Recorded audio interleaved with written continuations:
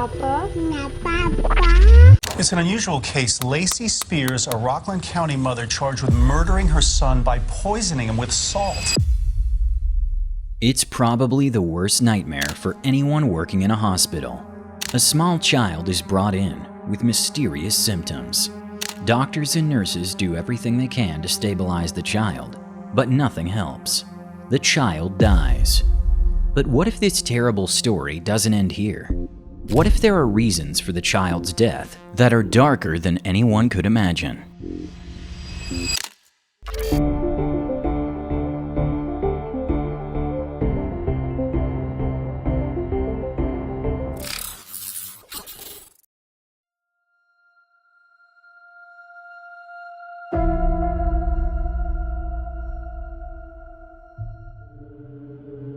On January 17, 2014, Lacey Spears calls a friend crying. She is at home with her little son Garnet, and she is sure Garnet is having epileptic seizures. Her friend rushes over to Lacey's house. When she arrives, she sees that 5-year-old Garnet really does seem very sick. The boy has always had health problems, but now he sits pale on the couch. Next to him, his feeding tube.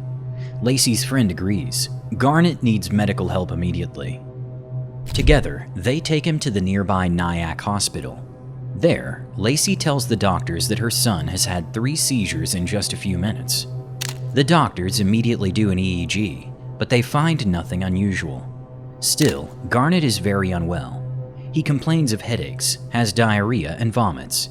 At some point, the symptoms that Lacey thought were seizures start again, but the EEG remains normal.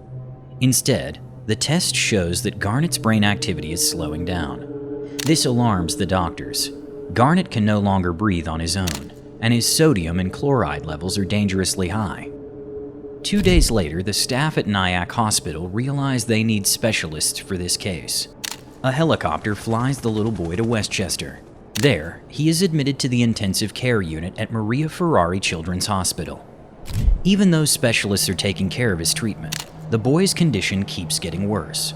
On January 22nd, 5 days after being admitted, Garnet suffers a brain swelling and a brainstem stroke. Shortly after, little Garnet Spears is declared brain dead. The next day, he passes away. What is your favorite memory of him? Wow. I miss that he would wake me up during the middle of the night just to talk to me, just to tell me that he loved me, just so that we could read books or to play in the middle of our living room floor. I just miss spending time with him. I was with him and he was with me all the time, and I miss that. I miss just being able to pick him up and hug him and kiss him and tell him I love him. I miss everything about him, everything. But what is behind these strange symptoms? Why did Garnet Spears have to die?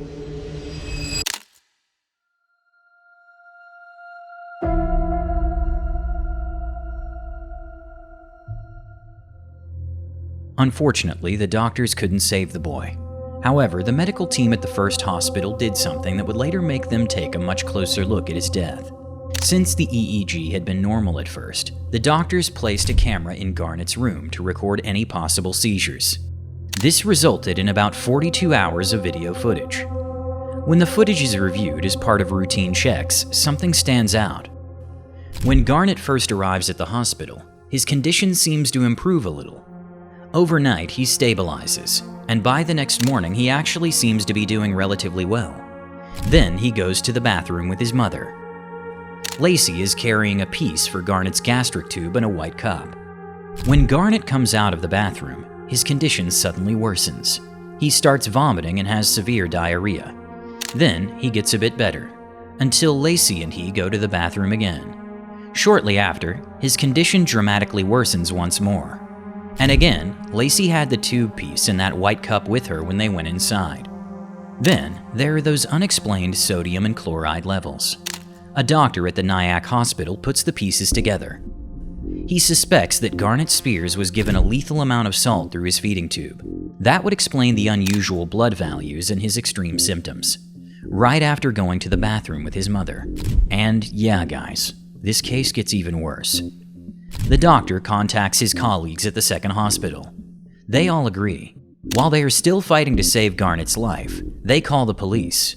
The doctors now suspect that Garnett's mother Lacey is behind it all. The police launch an investigation. Of course, this cannot bring Garnett back, but over time it becomes clear that this is not just a case of a sick child. It is a murder case. Lacey had arranged for Garnett to have a feeding tube placed when he was just an infant, so he could be fed liquids. When Garnett reached kindergarten age, one of his doctors questioned whether the feeding tube was still necessary. But Lacey never had it removed, even though Garnett could eat normally. When he was at friends' houses or had snacks at kindergarten, he ate regular meals like any other child. But at home, his mother Lacey fed him only through the tube. Even as a baby, Garnett had been hospitalized due to unusual sodium levels. The cause was never found. Over the years, Lacey and Garnett moved several times, which meant she was always seeing new doctors, who only knew Garnett's medical history based on what Lacey told them. When he was 3, they moved to a community called Fellowship near New York. This was a project where younger residents and families lived together with senior citizens. The seniors received help with daily tasks, and in exchange, the younger residents could live there for free. Food, as well as kindergarten and school for the children, was also covered. Lacey devoted herself to taking care of the seniors, and in return, they adored little Garnett.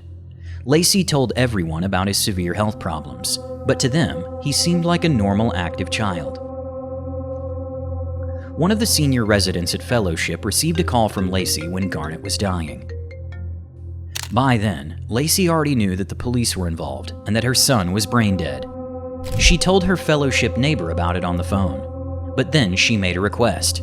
She asked the senior woman to go into Lacey's apartment and throw away the feeding tube bag that was hanging there. At the time, the request seemed odd. Now it is clear, this was likely Lacey's attempt to destroy the evidence.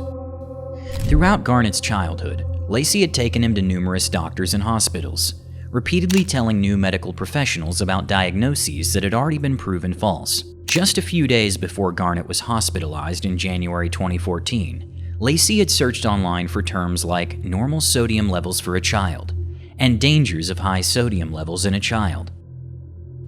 When police searched Lacey's apartment, they found exactly what the doctor had suspected: 2 large open containers of salt and 2 feeding tube attachments with high salt residue.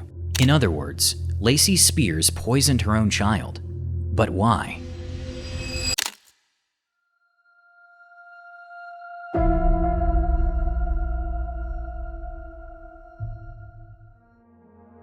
Hey guys, huge thanks for your amazing support over the past few weeks. We're slowly becoming a community. Feel free to leave a like and subscribe. Thanks for everything. Now, on to the shocking case. I took him to the hospital for help. If I had wanted to harm him, why would I take him to a hospital? Seeking help. I didn't kill my son. I wanted to know what was going on with him because he was in pain and he was suffering and he was hurting and nobody could explain to me what was going on. Lacey had Garnett when she was 20 years old. His father, Chris Hill, was her neighbor at the time. The two were not in a serious relationship, but had more of a casual connection. Still, for Lacey, it was always clear that she wanted to keep the baby and raise him on her own. She had previously worked as a babysitter to earn extra money, and later worked in a kindergarten. She always formed very close bonds with the children she cared for and their families, sometimes too close for some parents' comfort. Some felt that she was interfering too much in their family lives. This case has been linked to Munchausen by proxy syndrome. You might also know it as factitious disorder imposed on another, FDIA. This is a mental disorder in which a person deliberately causes or fabricates symptoms or illnesses in someone else. Most often, this happens in a parent-child relationship. In this case, Lacey suffered from Munchausen by proxy and pretended that her son Garnett was sick. She went so far that Garnett died because of her deception. She had intentionally made him ill and invented symptoms he never actually had. There is still limited research on the causes of this syndrome. However, experts believe it is often linked to unresolved psychological issues, especially low self-esteem or a history of abuse. Diagnosing and detecting this disorder is extremely difficult. Many people with Munchausen by proxy remain undiscovered for years. They plan their victims' fake medical histories so carefully that it can take a long time before anyone realizes the truth, if they ever do. The name comes from a German baron, Baron von Munchausen, who became famous in the 18th century for telling highly exaggerated and fictional stories. The US healthcare system has certain loopholes that make Munchausen by proxy cases harder to catch. Due to US laws, doctors cannot access a child's medical records from other physicians without parental consent.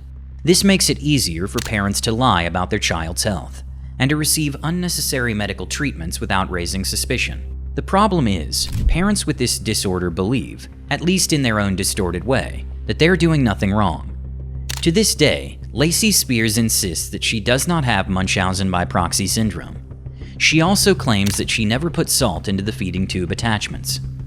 When she later goes to trial, her lawyer argues that the IV infusion Garnett received at the hospital also contained sodium. That is technically true. However, the containers found in Lacey's home contained the equivalent of 60 small salt packets, far more than any hospital infusion would ever have. Still, the defense argues that Garnett ultimately died due to inadequate medical care, and that Lacey is being unfairly blamed for everything. But the evidence tells a different story. Lacey also lied about other things. She once claimed that Garnett's father was not Chris Hill, but a police officer named Blake. According to her, Blake had tragically died in the line of duty. On social media, Lacey even posted tributes about Blake's supposed funeral and how much she misses him. By the way, this police officer named Blake actually exists, but he is very much alive and still on duty today. He had met Lacey 2 or 3 times about 10 years earlier. It was only through the investigation into Lacey that he learned she had been falsely claiming for years that he was the father of her son. There were red flags in Garnett's medical records from the very beginning. When he was just 5 weeks old, a doctor had already noted in his files a suspicion that Lacey Spears might have Munchausen by proxy syndrome. However, every time her stories stopped making sense, Lacey would simply switch doctors. And that's how she was able to continue for years, until she finally killed her son at just 5 years old. He had a right to grow up and a right to grow old, and she stole that from him. She committed the ultimate betrayal that a mother can do. She was supposed to love him, nurture him, care for him, and protect him. And she did the complete opposite, and she killed him. This was not a spontaneous or ill-conceived solitary act. It was a series of planned and orchestrated actions that really shocked the conscience. Instead of nurturing and protecting a beautiful child, you subjected him to 5 years of torment and pain. One does not have to be a psychologist to realize you suffer from a mental illness, known as Munchausen by proxy. I hope you over the next few years come to terms with your condition and are receptive to any treatment that may be available to you. By not imposing the maximum sentence, I'm combining punishment with something that you really did not exhibit towards your son, namely mercy. By not imposing the maximum sentence, I in no way mean to diminish the life of Garnett, which is precious and beyond value. How could a mother ever treat her innocent child in such a callous, inhumane, and calculating manner? Do you even realize the magnitude of your crime?